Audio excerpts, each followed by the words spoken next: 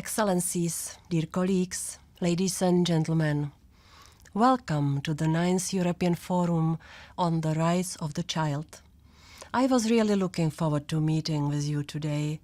Unfortunately, I cannot attend the forum in person as I must travel to Riga for a meeting with the new US Attorney General.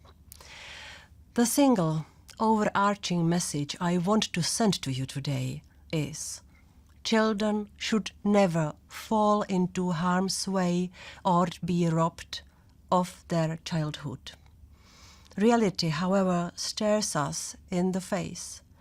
1 in 4 children in the EU lives in poverty.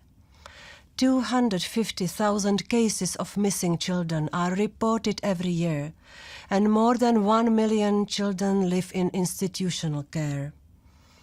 These are just some examples of the vulnerable situations children may be in. We cannot allow this to continue in the European Union. As EU Commissioner for Justice, Consumers and Gender Equality, I have made my priority to help Member States prevent and respond meaningfully to violence against children. This means that I am fully committed to ensuring full implementation of the law on child protection across the EU. Child victims of crime, sexual abuse, trafficking, or children in migration need our most urgent attention. In the near future, I'll also bring forward a revision of the law on parental responsibility with more clarity and focus on child welfare. But let's now return to the forum. Over the next 2 days, you will have the opportunity to exchange experience and expertise on child protection systems, which varies from one member state to another.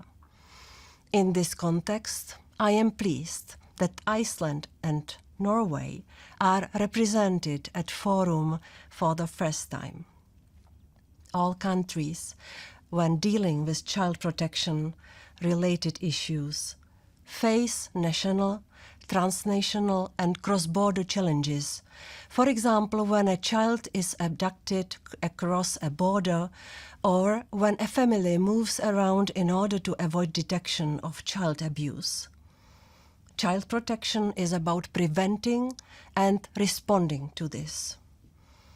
Each child is different. Each and every child has the same rights, but their life experience, needs and expectations are different. This means there is no one-size-fits-all response.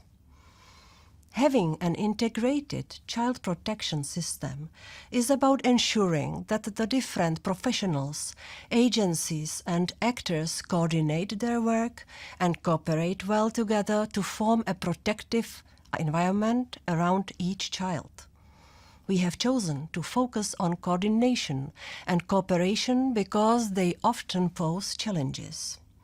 And we wanted to provide a platform for the exchange of good practices that exist. I see this forum as a springboard for future action, not as a talking shop. I urge you to use all the networking opportunities available to you and follow up on contacts made. Learn from each other. Proceed differently in your daily work if needed. Let's learn and work as a team to better protect children from violence. You have all received the Forum Reflection Paper. In it, the Commission proposes 10 principles for child protection systems. I invite you to explore them and see how they can lead to better coordination and cooperation in integrated child protection systems. We must treat children as children first and foremost. We must treat them as rights holders. We must act in their best interests at all times and involve them directly in matters that concern them. With old and new challenges ahead of us, we must ensure that the rights of every child are fulfilled without discrimination. I wish you 2 days of fruitful and constructive discussions. Thank you for your tireless engagement on rights of the child.